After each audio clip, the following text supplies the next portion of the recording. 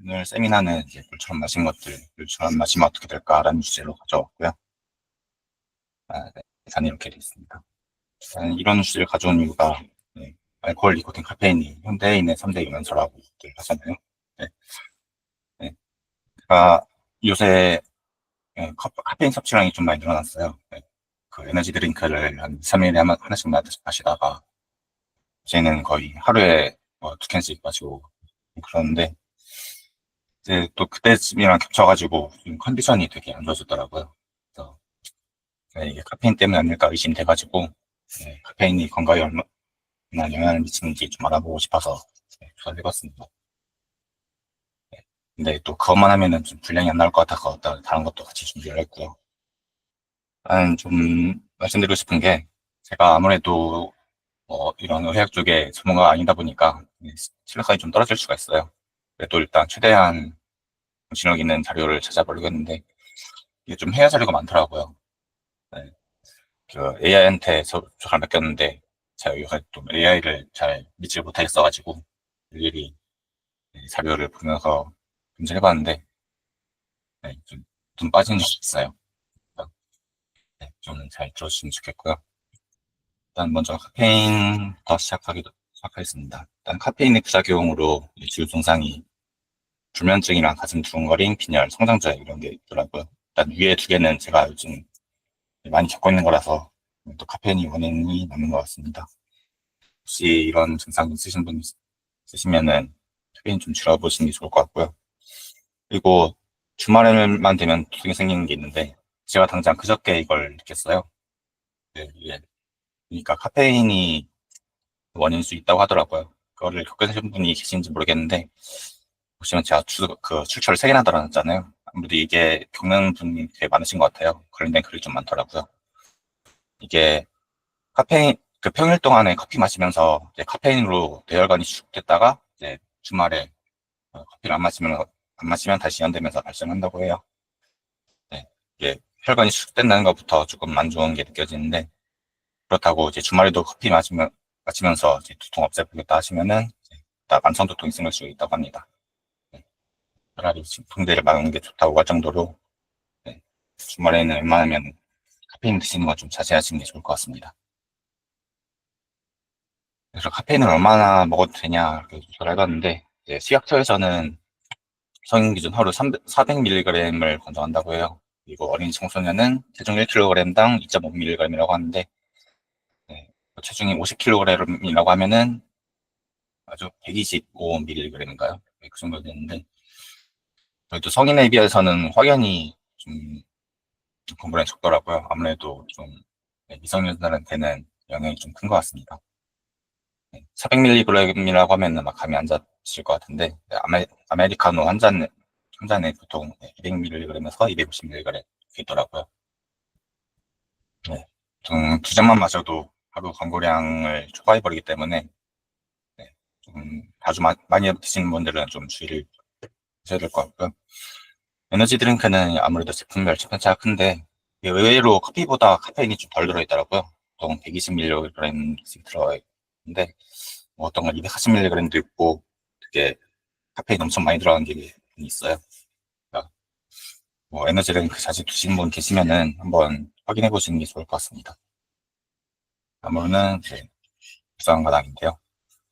일상마당이 좀 거의 모든 음료수에 들어가 있다고 해도 좀 될 정도로 많은데, 일단 당이다 보니까 열량이 높을 수밖에 없죠. 근데 일단 과당 같은 경우에는 그 이상의 부작용이 있다고 그러는데, 이제 다른 당에 비해서 간에 되게 큰 무리를 준대요.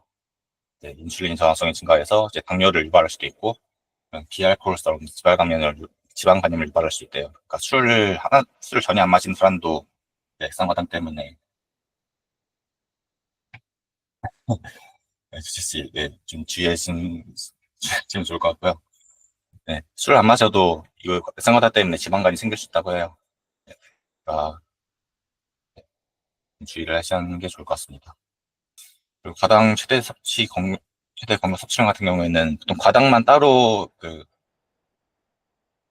언급하지 않더라고요. 실비가 들어간 네, 그렇죠.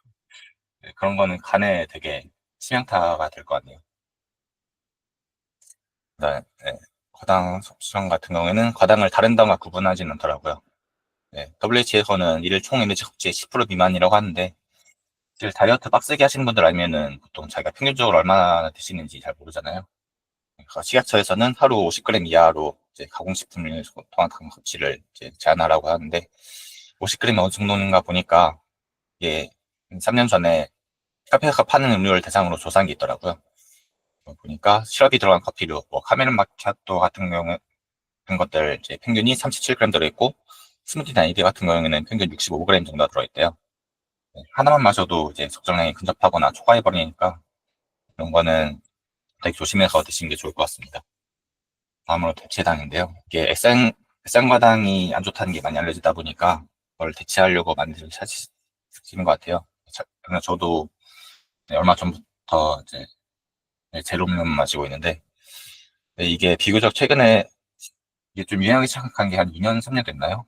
그때부터 사용되기 시작했는데, 네, 이게 얼마나 좋다, 안 좋다, 이렇게 가론을 많이 많더라고요. 네, 이게 좀 우스갯소리로 들리는 것 같은데, 이게 의사들이 처음에 좀 권장했다가 나중에 되게 유연성을 강조했던 게, 사람들이 당보다 좋다고 막 물처럼 마셔야 되니까, 그 의사들이 기겁을 해가지고, 네, 그러지 말라고 그랬다는 얘기 있더라고요. 네, 뭐, 진짜 그랬는지는 전문가들이 알겠죠. 일단, 네, 좋냐 안 좋냐를 한 줄 요약하면은, 이제 무슨 톨로 끝나는 거 빼고는 크게 신경 쓰지 않아도 된다. 라는 얘기를 이렇게 유튜브 영상 리뷰를 해놨는데, 이게 현재 약사분이 운영하신 유튜브예요. 아, 그건 나중에 나옵니다. 톨로 끝나는 게 따로, 네, 자일리톨도 그중 하나고요. 네, 네, 다음에 좀 이따가 말씀드리겠습니다. 일단 하나 짚고 넘어갈 게, 그 2년 전에 그 WHO에서 그 대체나 중 하나인 아스파탐을 발암물질로 등재했다고 좀 시끄러웠던 적이 있어요. 네, 아직 그 제로물린 마시면 안 걸린 거 아니냐 그런 분이 좀 계셔가지고 말씀드리고 싶은 게, 그 발암물질 이 비균이라는 게 발암 가능성이 의심되는 물질이라는 거예요. 그 암을 일으킨다고 확정된 게 아니고, 이 비균 발암물질로 대표적인 게 이제 김치가 있어요. 걱정되시면 김치도 드시면 안 되고요.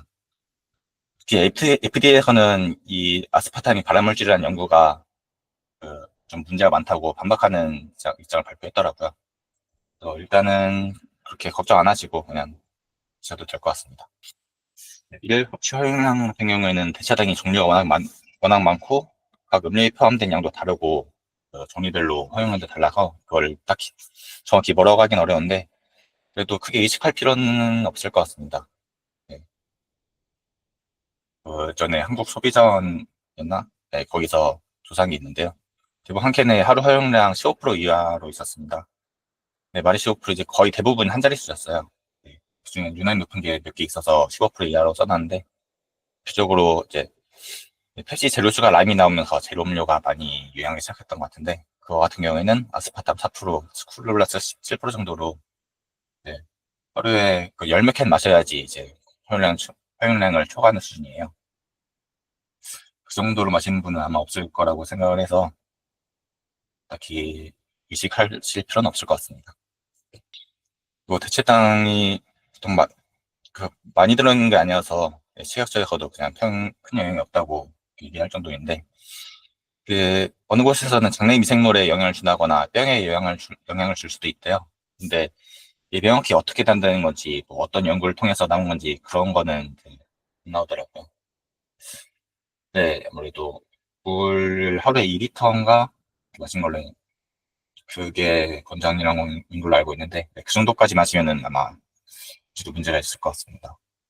네, 이 내용 같은 경우에는 그 근거를 연구 결과를 찾지 못해가지고 그냥 이런 얘기가 있다 정도로만 알아두시면 좋을 것 같습니다. 네, WHO에서는 그 체중 감량을 목적으로 쓰지 말라고 얘기를 했는데요. 그 당뇨를 유발할 수 있다고 했는데, 이 얘기 그래도 어떻게 당뇨를 유발한다고는 얘기를 안 써놨더라고요. 네, 일단 체중 감량 목적으로는 그냥 단 것 자체를 줄이라고 그렇게 얘기를 하더라고요. 네, 아무래도 제로음료 계속 의존하다 보면은 단 것을 줄이기 힘들어져서, 그 식습관을 고치기 어려워져서, 네, 아마 그런 걸로 추측이 됩니다. 그래서 결론적으로는 당보다는 일단 훨씬 낫긴 한데, 그래도 말씀드린 것처럼 물처럼 마시면 좀 위험할 수 있다. 그렇게 알고 넘어가시면 될 것 같습니다.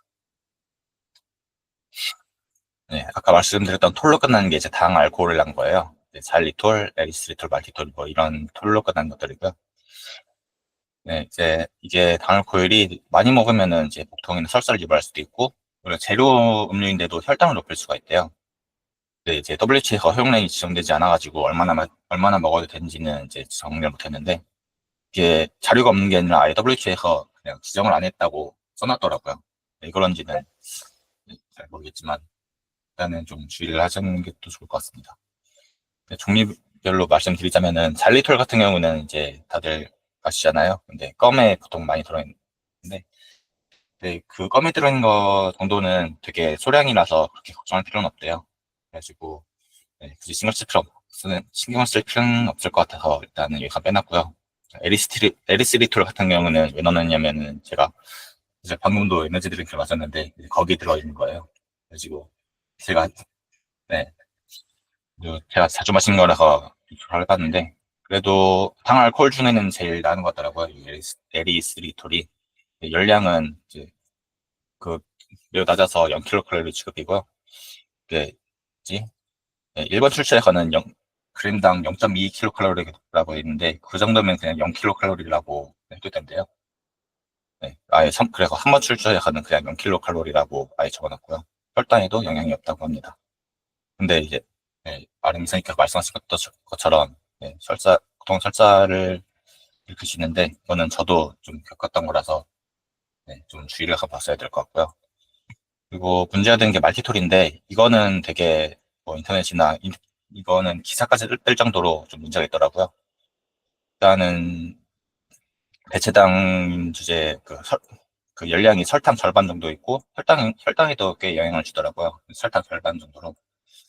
이게 주의라는 게 포도당을 기준으로 혈당에 얼마나 영향을 미치는 건데 포도당의 3분의 1, 설탕의 2분의 1 정도로 되게 큰 영향을 주는데 이게 음료에는 잘 안 쓰이는 것 같은데 이게 재료 과자에 좀 들어있더라고요. 네, 기사로 좀 저격도 받고 그랬는데 그 기사가 2년 전인가 3년 전에 나왔는데 아직 판매를 하고 있더라고요.